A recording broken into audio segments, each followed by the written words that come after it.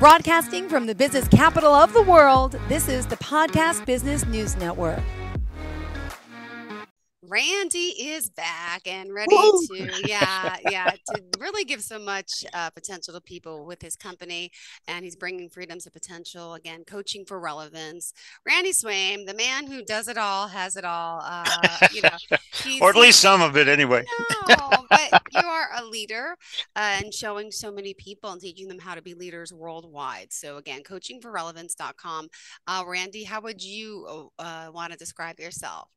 Well, I'm humbled by everything that you said. I just, for me, my big old purpose and why I'm here is that long after I take my last breath, I hope people may not remember my name, but they remember an insight or two that this dude brought out, and they applied it to their life, and it just gave results that they couldn't believe. That's what I hope. Awesome. And so that's just why I do what I do, why I'm focused. Beautiful. And what did you kind of want to focus on for today? Well, it's interesting because I know in the last week or so we were sort of talking a little. There were two kind of aspects about it. One is that we were sort of talking about how people don't follow you because you dictate, point fingers, and yell and scream and dictate and all that kind of stuff. They follow you because inside with them there's something that grows that they want to follow. Yeah. And we also kind of brought that to a little bit of a strategic thinking, strategic planning aspect last week. But one of the things that I'll kind of do is sort of take it to a little bit of a deeper sense here, because I know one quote that I saw, they said it in more of a faith-based concept, but it's really true for kind of what we're talking about here. And it's simply this, that kind of whatever you think and perceive in your mind impacts your actions, kind of thing.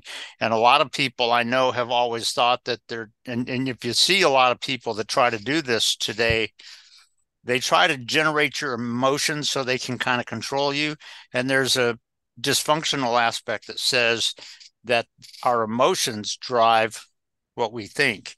But modern day research shows just the opposite of that. And I think I shared that very quickly on a previous show. But really the point that I want to bring today that's kind of tied to a lot of that is just to give some insights and some thoughts on what leaders need to kind of be thinking about, and how do you need to really make it happen? How do you need to build that? Because we've talked about leadership proactivity, and in a rapidly changing, unpredictable environment, which is so much of this world today, you can't just wait until you need to do something and then try to sort out what you need to do.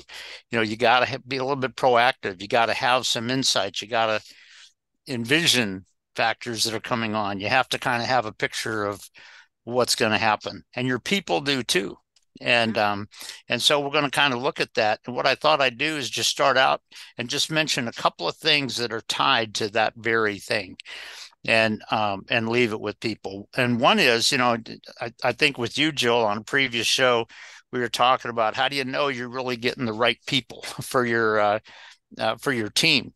Because if you get somebody that comes into your team that doesn't want to be a part of that synergy, you're hurting yourself, you're hurting your success, you're hurting your teams, you're hurting your company, and all of that.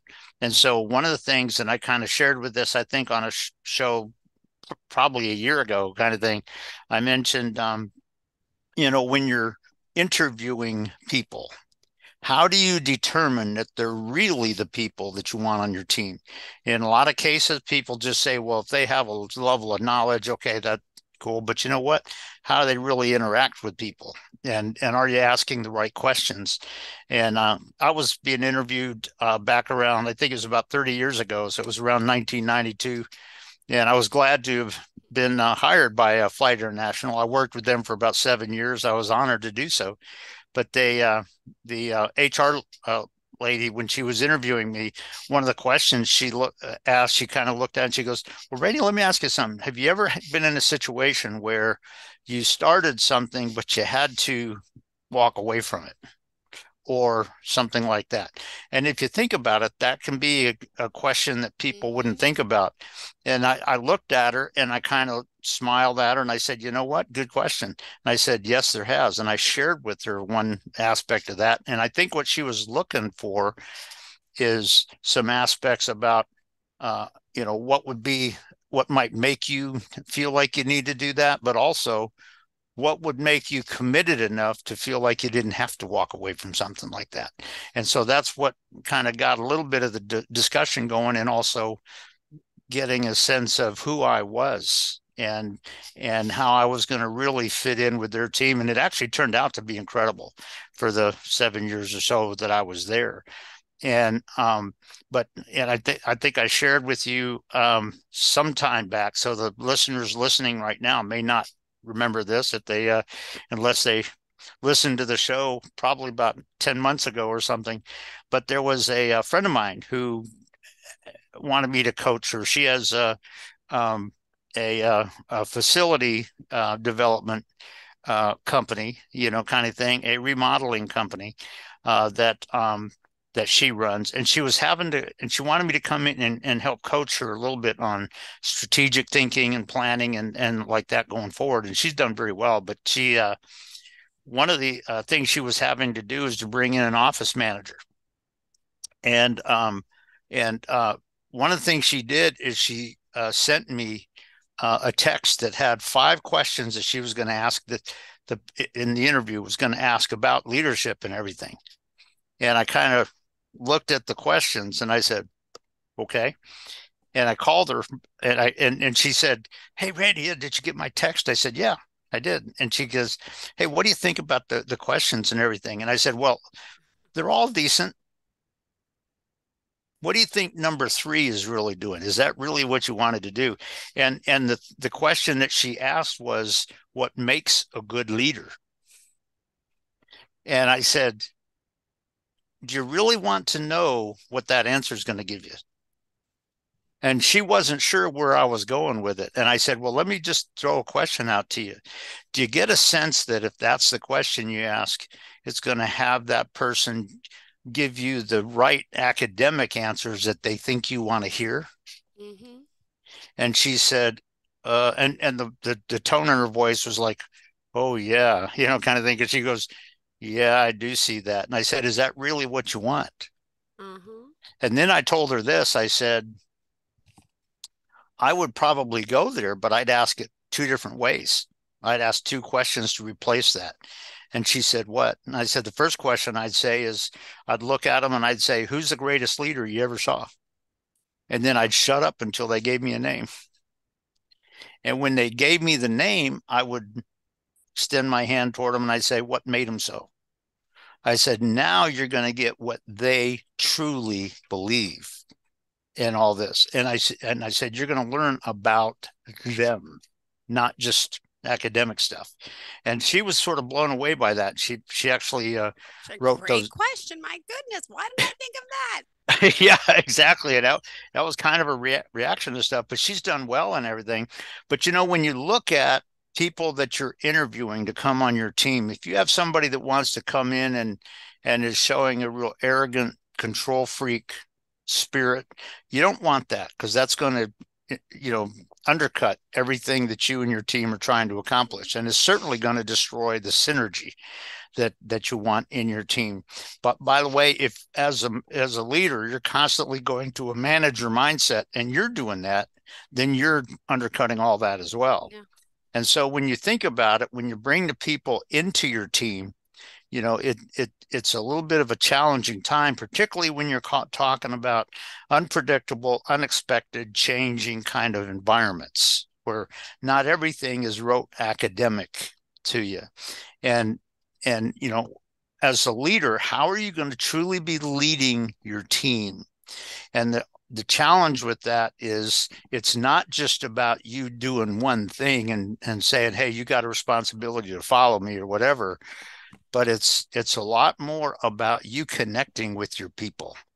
Because you know what? Some of the risks that they feel, or some of the sort of disconnects a little bit that they feel, will probably be between 2 of them.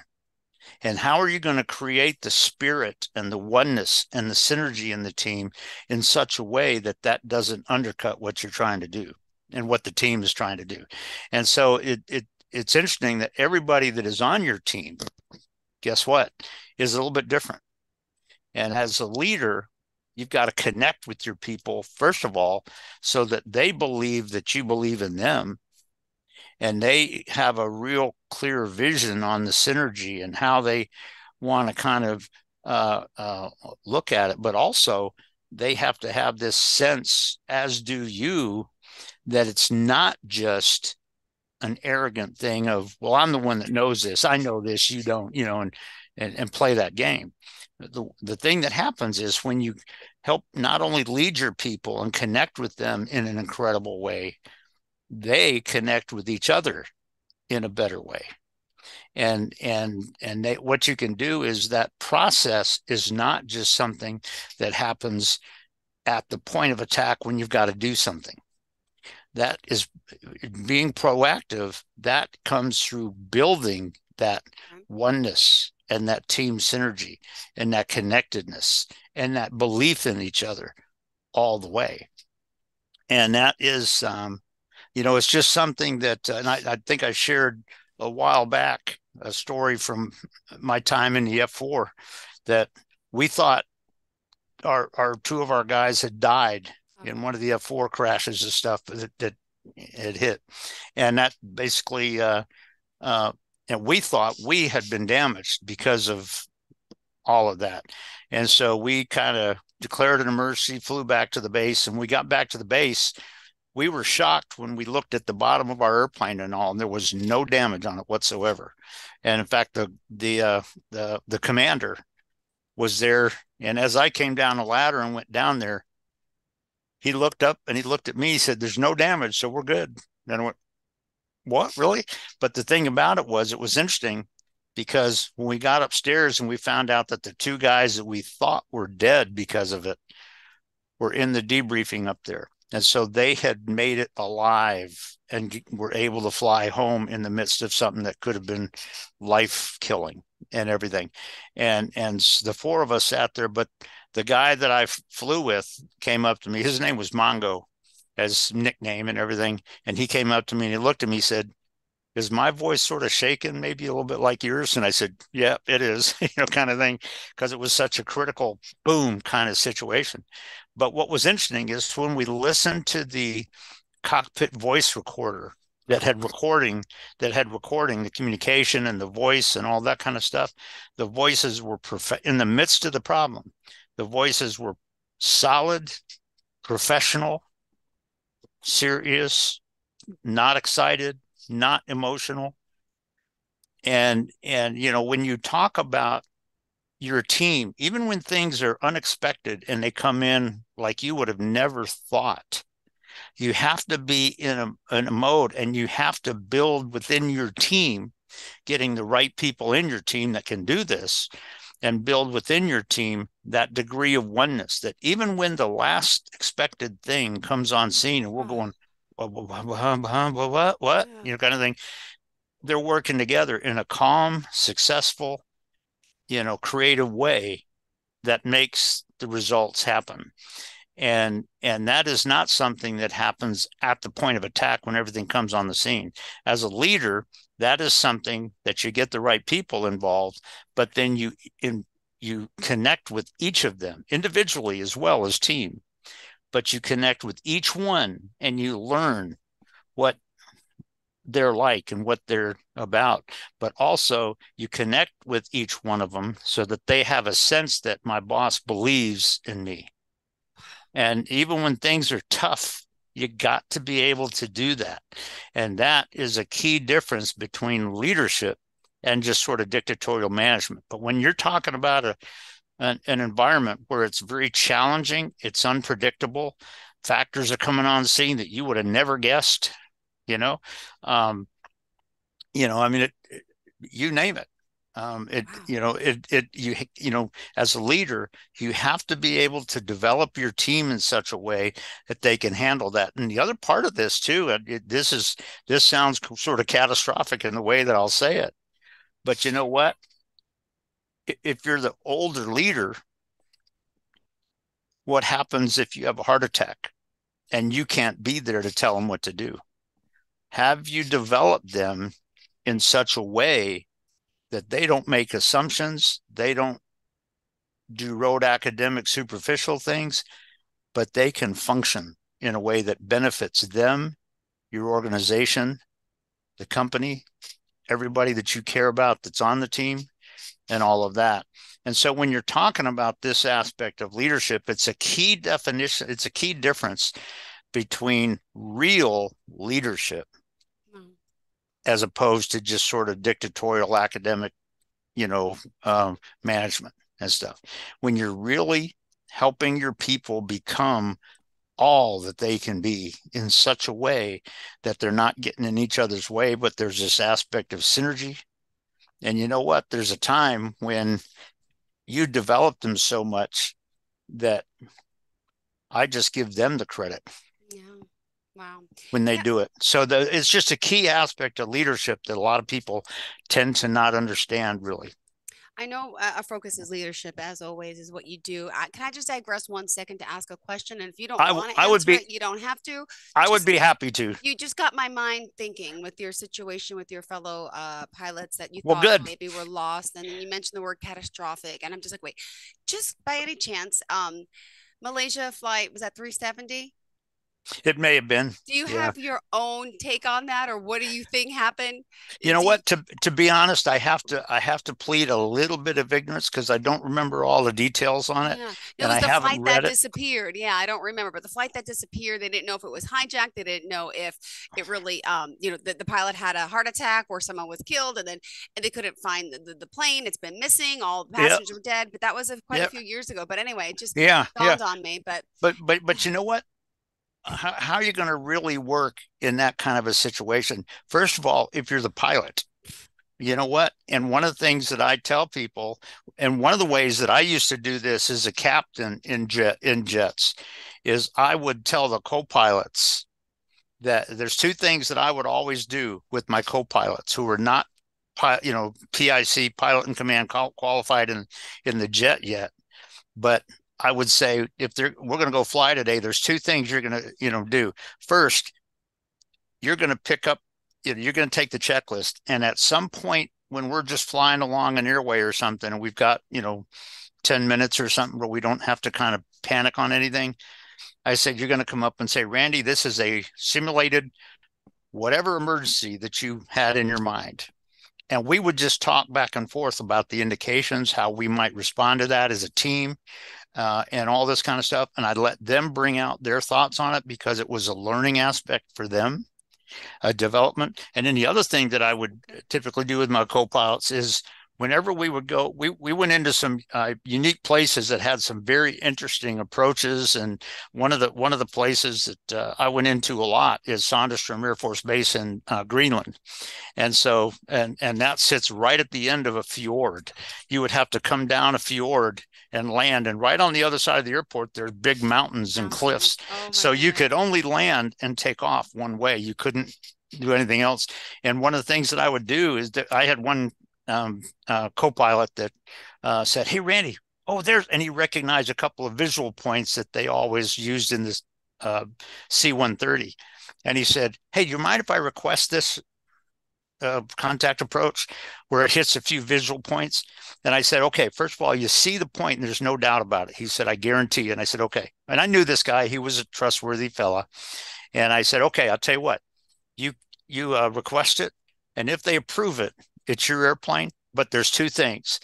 And these two requirements. He said, what's that? And I kind of smiled and he chuckled when I said this. I said, you don't kill me and you don't violate me, kind of thing. And we both just chuckled up. He said, I promise. And I said, okay, good enough. But the weather was pretty decent. And what it was you went down to about 2,500 feet, which is fairly low when you're talking about that environment. And you flew over a couple of visual points, which were where icebergs come together, and then you popped right over the fjord and dropped down towards the water and came in and landed. But you know what? If we had a few minutes that we could do that, if a co-pilot ever asked me for that, I said, you request it. If they approve it, it's your airplane.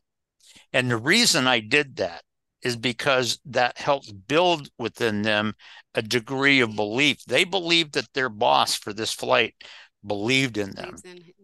But they would also know that if I ever had to cut it off short because of an emergency or something, if I ever had to go, stop, no, don't, they didn't have to take it personally because they knew who I was.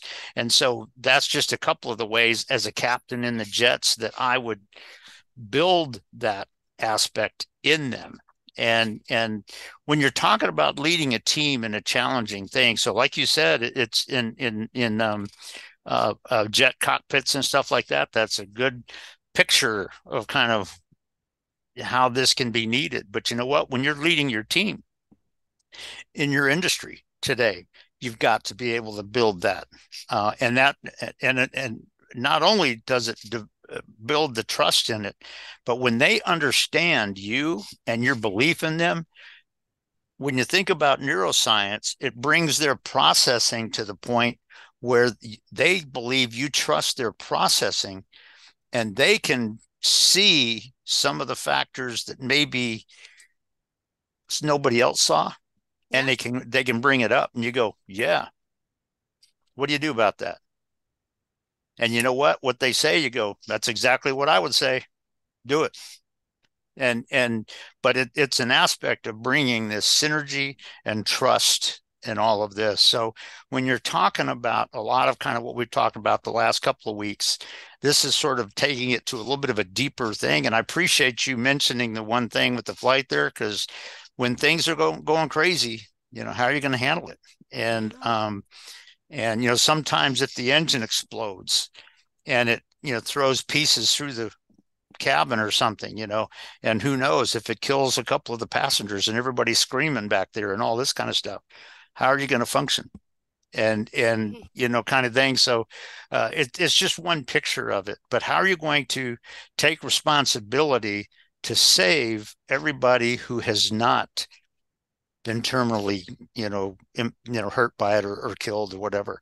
And so when you're talking about this in your company, how are you going to lead your team and build that within your team so that they are successful and there's no negative impact on them, on your team, on you, on their families, kind of thing, and all of that. So it's just kind of interesting, and there's a lot of factors to that. It's not about controlling them and telling them, because guess what?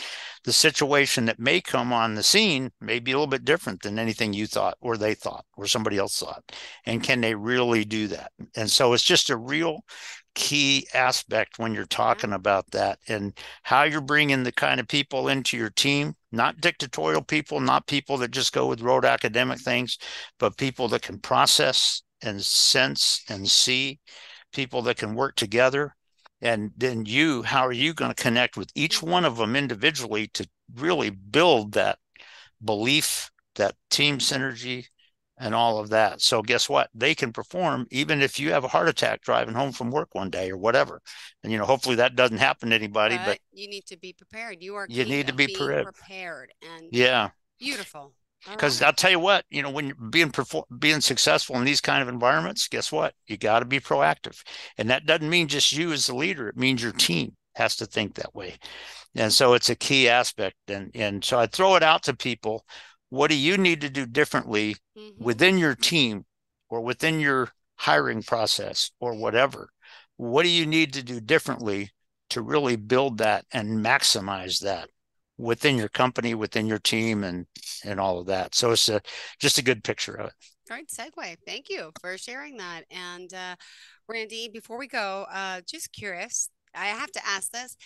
You seem so well together, so prepared with your careers, with your education, with what you're doing now. You're still furthering your career. Has there ever been a point in your life where you didn't get that job? You were on the other side of that interview and you were being asked those questions, like your friend confided in you on did you ever not get a job that you wanted? You know what, to be honest, ever since I started going back to college, that I've never experienced that part of it. And a big part of it is because people experienced me, and they just want, and it doesn't mean I'm all that smart necessarily, but they wanted who I was to be part of their team. And I think I shared with them. You are a true leader from birth. My goodness, really. But you have an innate way, but you've also learned. My goodness. And the journey has developed that in me. It's not something that I was when I was born. And I had to overcome a lot to get there. But I will say this too, that there was a time when I had, there were 2 companies in my career where I had to walk away from them. You told me. We talked a little bit about that. Yeah. Yeah. And so it wasn't times where they kicked me off. Or you're out. And you're That's right. And I said, you know what? With us or you're not. I remember that. Yep. So you do the right thing. You're a good guy. So I'll tell you, it's been interesting, and I'm just appreciating my journey and the benefit that I can be for others. Hopefully that's what I'm all about. So well, thank you again for being here. Remind us how we can reach you. Okay. It's Randy Swaim, as I jokingly say, just don't call me late for dinner, but it's Coaching for Relevance is my company. If you go to coachingforrelevance.com, which is my website, at the bottom of the homepage, you can see my cell phone and my email. Perfect. And feel free to reach out. I as you know, Jill, I don't do sales pitches. I just build relationships. So you know what? If you got a need, we'll talk about it and we'll create something. So I appreciate it, and it's been a pleasure. It's always a pleasure working with you. Same here. Thank you so much. You have a great day, Randy. And to all of our listeners, we'll be back soon. See ya. Are you looking for even more of the podcasts and hosts that you love? The Podcast Business News Network is proud to announce that you now have even more ways to listen live. Check out the MyTuner Radio, online radio box, and Simple Radio apps on iOS and Android, or find us online. Search for Business News Network on mytuner-radio.com, or search Podcast Business News Network on streama.com and onlineradiobox.com/US. Take your podcast on the go and don't miss a minute of the action.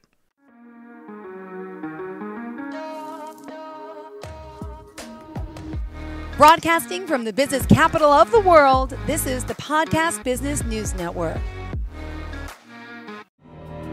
For nearly 2,000 severely injured veterans, everyday life has become filled with barriers. Day-to-day simple tasks can become pretty daunting. I have to carry my chair up 2 flights of steps or have somebody do it for me. What scares me the most is just the falling. When I'm struggling with my house, I think, to have that one great barrier just knocked down, I mean, it's crucial. Home for Our Troops is a wonderful nonprofit that builds a mortgage-free, fully adaptive, handicap-accessible house. And there's no catch. It'll be our very first home that we've ever owned. This is a game changer. This is where your life begins again.